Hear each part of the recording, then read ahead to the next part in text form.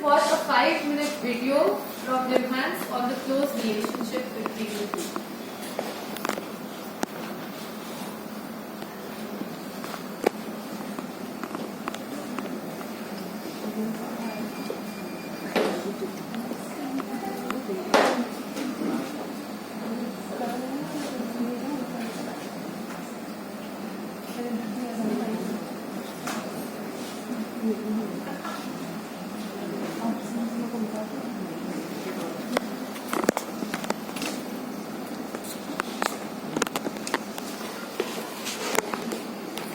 Very interesting discussion that we have lined up. Firstly, I would like to welcome Ms. Kavita, an eminent writer and nutritionist who propagates practical, effective, and delicious ways to achieve a healthy life. A popular columnist with leading media, she is also a prolific, inventive speaker.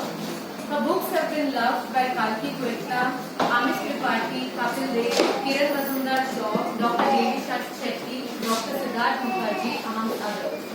Kavita will be in a discussion on the correlation between food and mental health.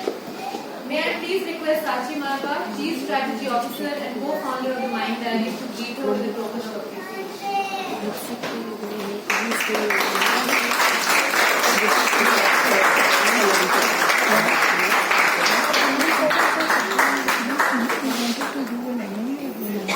Over now to you, Sachi, and you can do it in a video or I remember that it was people like what I did when we have 8 games, we use that in 4 days. In fact, it aims people and that's not an important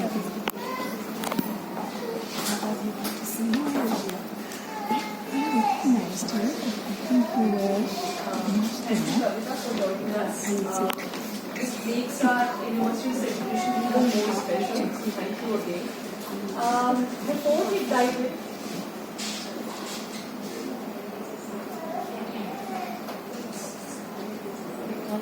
am I audible? No, The mic's not working. they're working.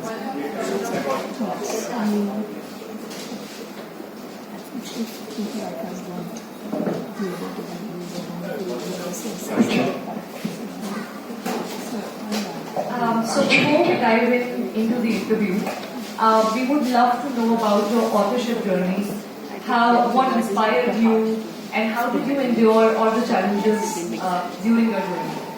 Thank you, Prachi. Thank you so much. And thank you so much for inviting me. And thank you for including food, frankly, in this whole discussion, giving it the importance that it should always be given. It is very important for physical health, but I hope after this it will be taken as important for my mental health as well. I am an author, yes, of course, as you've said. I don't know how it began. I've always been writing, Prachi. That has been a part of my DNA. I don't remember when I did not write. But I think in the beginning, for many, many years, in fact decades, it was just for my own self.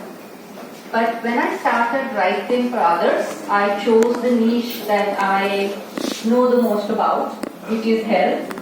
And when I started, and this was way back in 2000, I don't think there were too many health writers per se. So that was a bit of an advantage for me as well. So the media literally lapped it up, and I wrote for almost every single media in the country. So then thereon it moved on. When you have too much writing, or when you have too many ideas, and there aren't too many people willing to take your articles, what do? You start compiling them together as books. I think most people become writers like that. When there's too much that they've written and they have no takers in the regular mainstream media. So that's how the book started coming about. The first book was a weight loss book. That's what I was practicing. It was the easiest thing for me to write. And then thereon, one after the others, my books, usually came about through the columns that I was writing. So after the first book, Don't Diet, came, which was, like I said, about my weight loss practice. And then after that came Ultimate Grandmother Hacks, which is basically an ode to what I learned from my mom. Then came another weight loss book, because I thought giving just gyan is not enough. You need to give strategies that work. So the Don't Diet Plan came about. Then food, and which is actually the most important book I feel. It's called Fix It With Foods, because that one talks about foods and how foods can help prevent as well as to an extent even cure a lot of issues, mental health included, frankly. After that came the immunity book, which was but obvious because everyone was talking about immunity when we were all grappling with COVID. We've forgotten now. I would love to remind everyone we can't, and let's not wait for the next pandemic. But then that's how that book came about. And the recent one is a recipes book, because basically I want people not just to know information but also to practice it. So the recipe books lets you practice what I preach. So this is how it's been on. It's been a journey. The first book came out in 2016. So it's been 7 years? It's about 6 books. Yeah. Fascinating. I mean, Fix It With Food. Help us understand a little more about how food can affect our mental health. We all know that it affects our physical health, but how does it largely affect our mental health? If you can throw some light on it. So Sujata ma'am very beautifully explained the difference between brain and mind. And that's something not many people know about, right? So our brain is an organ like any other, literally in the body. I don't know why we don't understand that the brain also needs the same fuel that the rest of the organs do. So you eat food so that you get enough iron, so that you have enough of hemoglobin in the body, so that there's enough oxygen functioning. Similarly, brain also needs nutrients, and the fuel of the brain is your food. So the food you eat, if it is toxic, it's going to be bad for your brain. If it is good and clean, it's going to be good for the brain. So the brain basically functions on 2 aspects. One is the hardware, as we call it, the structure of the brain. So if you eat a diet that gives you enough nutrients to take care of the cells in the body and let them function efficiently, that is going to take care of that aspect. Then there is the software, which is the neurons, and which is where the mind comes in. There a lot of factors are important.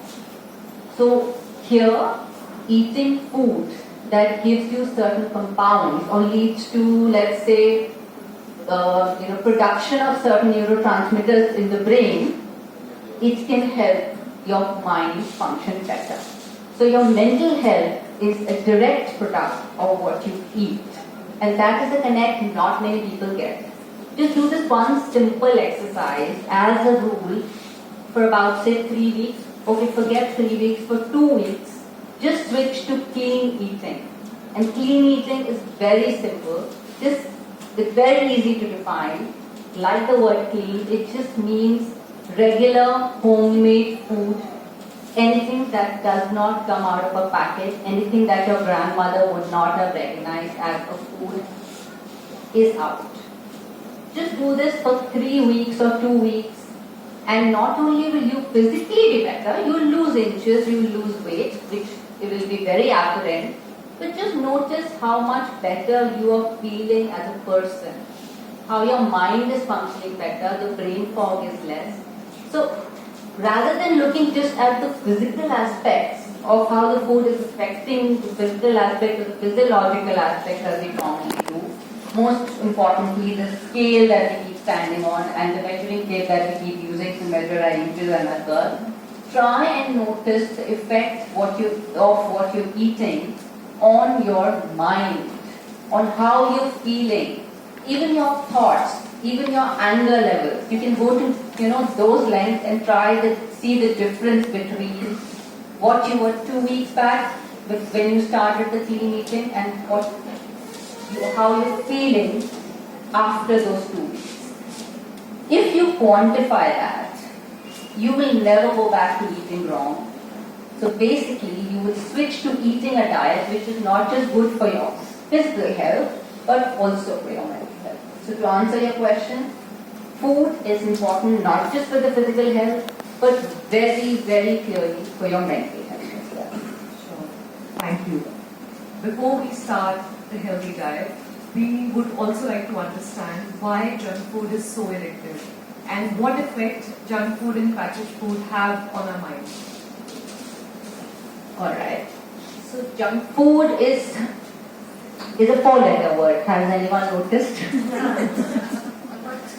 Yes. So we need to understand that it is a four-letter word and take it like that. I like to do this association game. I play this with a lot of my clients, and it's there in my book also. That you need to do this word play of associating, certain foods with good aspects, right? So, for example, broccoli, buddy up with broccoli, I tell everyone, basically, so you eat more of that. So, junk the junk. I mean, that's my clear statement. I don't know how many of you will remember, I'm sure you'll recall if I tell you about it. In 2019, FSSAI had sent a notice to McDonald's for taking out an advertisement where I don't remember the exact wording, but they said something like, forget the ghee chori or dump the ghee tori and order the 1+1 combo. Something like that. FSSAI actually sent a notice to them. And I did a column at that time, so I remember, which is why I remembered it right away. I did a column then for Daily at that time, where I clearly mentioned that this ghee tori that you're asking everyone to dump, I'm sorry, is actually a very calming food. It has a compound, all the gourds actually, bitter gourd has the most, but all the gourds have a compound called choline in it, which is actually calming and can, if you eat regularly, it can actually help prevent anxiety, keep you happier, and keep depression away. And these are not, I'm not just saying that, it's a very clearly stated research. So, and whereas on the other hand, the junk food that you're asking people to eat instead of, the gourds or the regular ghar ka bana hua khana, enough research tells us that it fuels depression. Right, ma'am? We have enough research now that eating regularly junk food is a major cause of not just excessive weight and, appearance issues and heart issues and diabetes, but also depression. So this epidemic of depression, to quite an extent, I can't quantify right now what percentage, has its origin in junk food. Why is it addictive? It's designed to be addictive. That's the whole idea, that we can't stop at just one. It is designed to be addictive by the combination of ingredients in it. It is marketed. They have the best marketing minds, by the way. The maximum package is given by these people